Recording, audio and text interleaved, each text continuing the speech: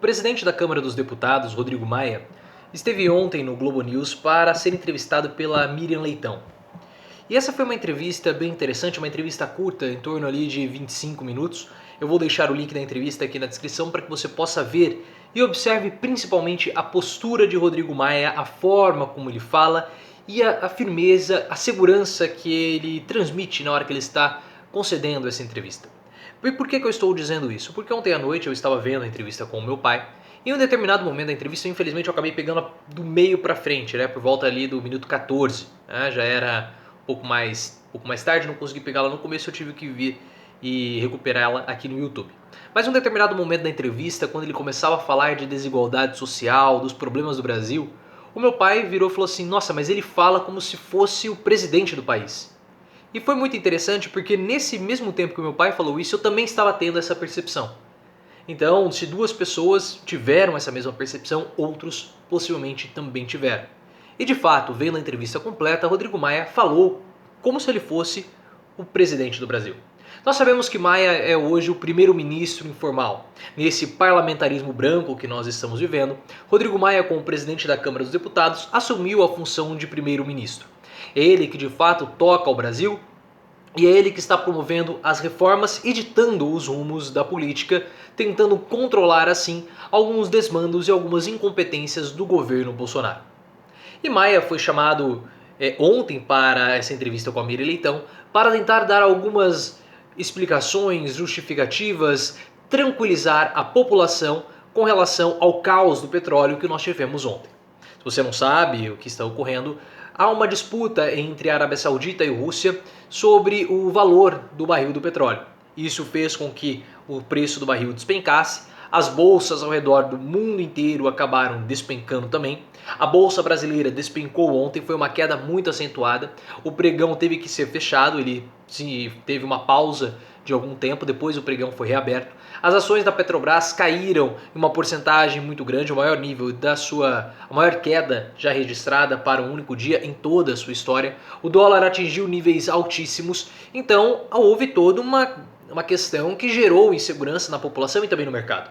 Bolsonaro está viajando, está nos Estados Unidos, Paulo Guedes completamente perdido, então sobrou ao Rodrigo Maia ir dar as suas explicações, tentar conversar e acalmar a população.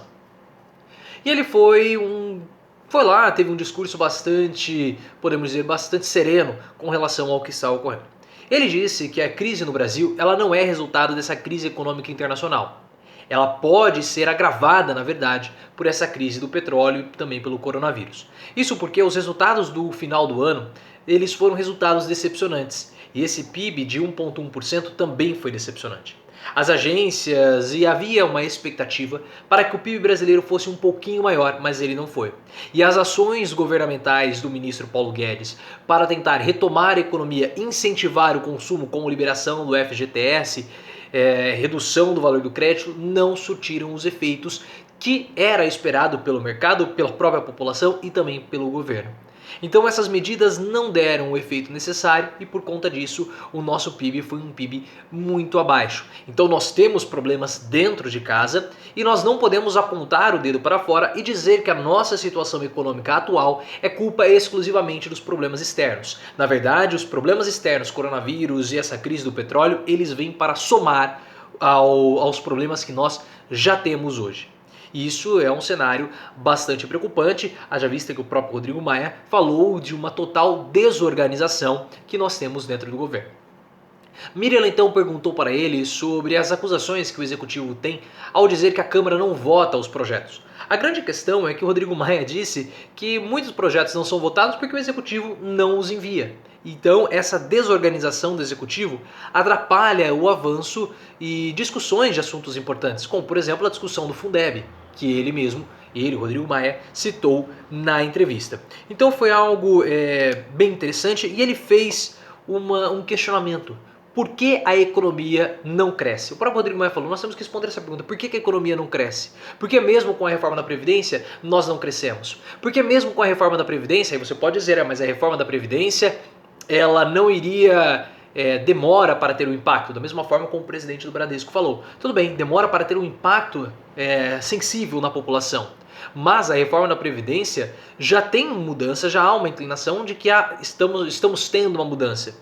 E os investidores poderiam vir para cá, trazer o seu dinheiro facilmente com um clique. Esse dinheiro move de um país para o outro, ele migra de um modo muito, mas muito fácil. Mas os investidores não vieram para o Brasil. Por quê? Porque esses investidores ainda estão receosos com relação ao Brasil, mesmo nós fazendo as mudanças. E o Rodrigo Maia, ele falou que a reforma da Previdência ela só vai mexer com os novos servidores, não com os servidores antigos. Então, mesmo essas medidas do governo são medidas que vão levar tempo para ter um impacto na nossa economia, um impacto no nosso desenvolvimento econômico.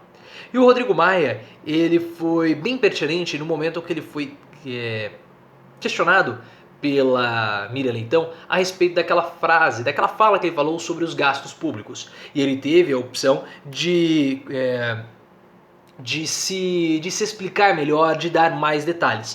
Porque durante toda essa entrevista, o discurso do Rodrigo Maia foi um discurso bastante pró-mercado. Ele é um liberal, ele é um neoliberal. Então, muito o que ele falou foi sinalizando para o mercado. E ele tem contato com os investidores, então ele sabe o que os investidores querem, ele sabe o ânimo dos investidores. E ele é um político astuto, ele é um político habilidoso, então ele tem total noção do que está acontecendo, do que está ocorrendo, do que o mercado quer. Mas ele iniciou no final da entrevista um discurso bem interessante a respeito da desigualdade social, explicando também aquela fala sobre os investimentos públicos. Ele não acredita que o governo deva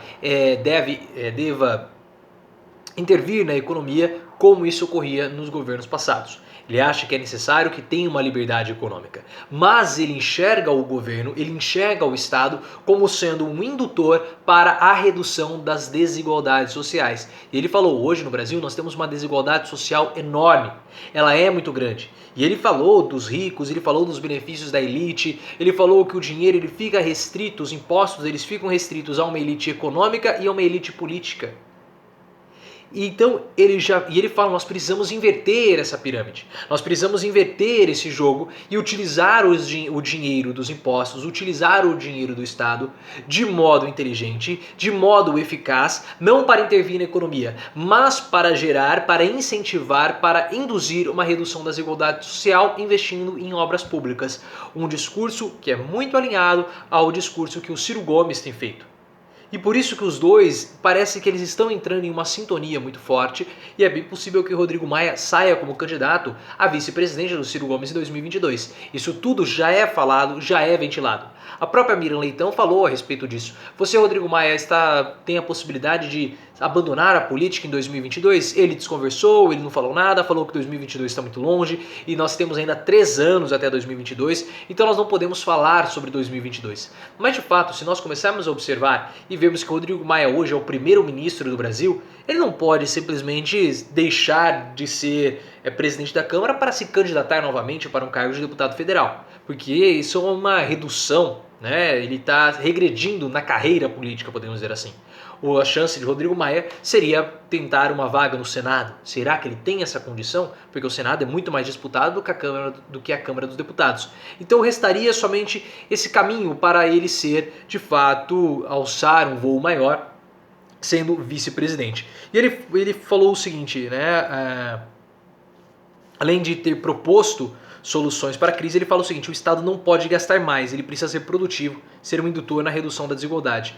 Aí agora é uma parte muito interessante, é uma crítica direta a Paulo Guedes. Ele fala assim: liberalismo radical não vai reduzir a desigualdade social do nosso país.